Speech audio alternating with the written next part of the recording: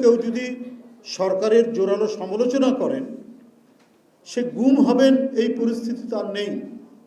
কেউ বিচার বহির্ভূত হত্যার শিকার হবেন, এক্সট্রা জুডিশিয়াল কিলিংয়ের মধ্যে পড়বেন, এই পরিস্থিতি তার নেই। কথা বলা, সমালোচনা করা, এটা তো একটা ডেমোক্রেটিক সোসাইটির একটা অন্যতম অপরিহার্য উপাদান। সেটি ছিল না।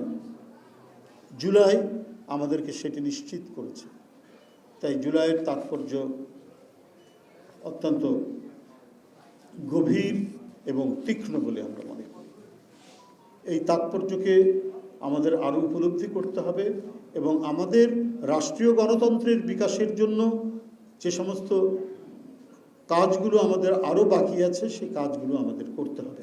তবে আমি আবারও বলি, রাজনৈতিক দলগুলো মিলিতভাবে কমপক্ষে কতগুলো ন্যূনতম প্রধান ইস্যু কিন্তু একটা মিনিমাম আন্ডারস্ট্যান্ডিংয়ের মধ্যে থাকতে হবে।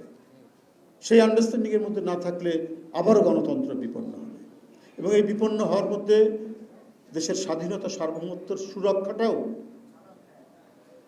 নিশ্চিত হবে, সেটাও বিপন্ন হতে পারে।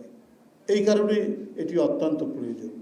জুলাই সনদ, এটা নিয়ে সরকার বা সরকারি দল, সরকারের সাথে বিরোধী দলগুলো আলোচনা করে আরও যদি কিছু সেখানে কথা বলার থাকে, কিছু সংযোজন করা থাকে, সেটা করতে অসুবিধা কোথায়?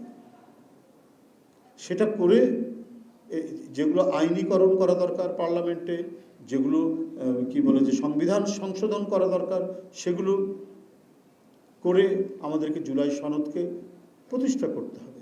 কিন্তু সেটার জন্য তো একটা টেবিলে বসতে হবে, বসে কথা বলে ঠিক করে এটাকে আইনীকরণ করা, এটা সম্পন্ন করতে হবে। এই কাজগুলো দ্রুতই করতে হবে বলে আমি মনে করি। কারণ নানা ছিদ্র পথে গণতন্ত্র বিরোধী শক্তির পুনরুত্থান ঘটতে পারে। বিপুল পরিমাণ টাকা এবং দেশের বাইরে থেকে মদত পেয়েও নানাভাবে তারা শক্তিশালী হতে পারে।